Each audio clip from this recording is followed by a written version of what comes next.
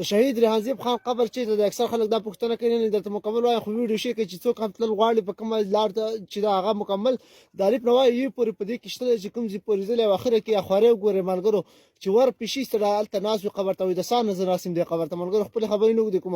ویډیو شیر کړئ د شهید ریحان زیب خان قبر ته چې څوک هم تلل غواړي هغه په دې لار لاړ شي دا ویډیو واورئ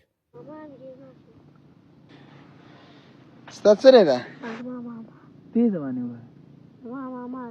ماما دې دا مخامخ تاسو ګورئ دا د ریحان زیب ورور د قبر ځای دی یعنې کوم ځای کې چې د ریحان زیب ورور قبر دی نو هلته کې دا تصویر لګېدلی دی او ډېرو خلکو ته دا پته نشته چې ریحان زیب ورور قبر په باجوړ کې په کوم ځای کې دی السلام علیکم ورحمت الله وبرکاتو زیاتو میلمنو ته تکلیف وي چې د ریحان زیب ورور یعنې د ده قبر په باجوړ کې په کوم ځای کې دی دا مخامخ چې کوم روډ ښکاري دا تاسو د دیر لور منډنه چې 15 کیلومتر مزلو کې تاسو به د حاجي لونګ چوک راورسیږي د دیر لور منډنه او د ښار د سایډ نه چې کوم خلک راځي نه اوږی مومندو والا راځي نو 5 کیلومتر مزل چې تاسو وکړئ نو تاسو ته به د حاجي لونګ چوک باندې پم هم دی نو دلته کې چې تاسو کله راورسئ نو په دې مخامخ روډ باندې به بیا ځو مخکې او تاسو سره به ټوله نښه پته درکوو چې یاره د ریحان زیب ورور قبر په کوم ځای کې دی چې د منډنه 15 کیلومتر مزلو کې حاجي لونګ چوک ته به راورسئ چې د ښار د سایډ نه 5 کیلومتر مزلو کې نو تاسو به حاجي لونګ چوک ته راورسئ صحیح ده که نه دا بیا چې دا مزلو کې نو لږ فاصله کې بیا تاسو ته باورخان ډاکټر ځای هم راشي د دې کلي د دې علاقې نامه ولی باغ دی د دې نه به هم مخکې راشئ دومره مزل نه دی ټوټلي د حاجي لونګ چوک نه ټوټلي مزل د ریحان زیب روډ قبر ته به یا 2 کیلومتره یا 2.5 بس دومره مزل به وي د هغه ځای نه بیا چې داسې مخکې راشي نو دا تاسو کتلی شئ دا روډ هم ډېر زیات خراب دی مخامخ به تاسو ته دا پیټک راشي صحیح ده دا د لیویس پیټک دی کوم نوې تاړه چې جوړه شوې ده د سلارزو نو دا به هم تاسو کراس کې دی بسې به داسې مخکې ځئ صحیح ده که نه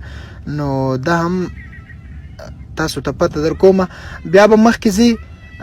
دا لوکیشن به تاسو ته راځي مخې ته دلته کې هم دا پم راځي او روډو تاسو ته مې وویل چې ټوټلي مزل دومره نه دی یا به 2 کیلومتره یا به 2.5 کیلومتره نو مخکې به ځو داسې صحیح ده که نه بیا به تاسو ته مخې ته یو چوک راشي د هغې چوک نامه څه ده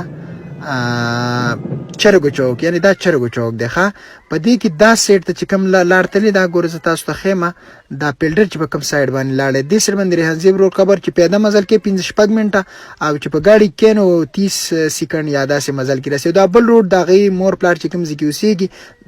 1 منټ 2 منټه مزل چې وکړي په دې بل روډ باندې دلته کې د هغې مور او پلار اوسېږي نو بیا چې مخکې راشي د سړک په ښی سایډ باندې به په پټي کې دا تصویر لګېدلی دا د ریحان زیب ورور د قبر ځای دی ډېر نږدې دی که موږ تاسو وګورو نو د ریحان زیب ورور زیات مېلمانه دا ویډیو مې خاص په دې وجه جوړه کړه چې حاجي لونګ کې ما نه ما بله یو کس تپوس وکړو ملګري په موټرسایکل ما ته ویل چې ریحان زیب ورور قبر ته کوم سایډ باندې لار تللې ده نو دا د ریحان زیب ورور د قبر ځای دی د چرګو چوک نه چې راواوړي نو یا به په ګاډي کې 30 سیکنډ مزل وي یا څه تاسو ما چوک وښودلو او یا به 20 سیکنډ مزل وي خو بس او پیاده مزل به 15-16 منټه وي داسې نو مخکې ځو د هغې قبر سایډ ته هم ځو دا تصویر یو څه لګولی دی چې خلکو ته پته لګي او قبر ته یې ګورو که نه ورځو چې څوک شته د قبر خواته که نه دا د ریحان زیب شهید ورور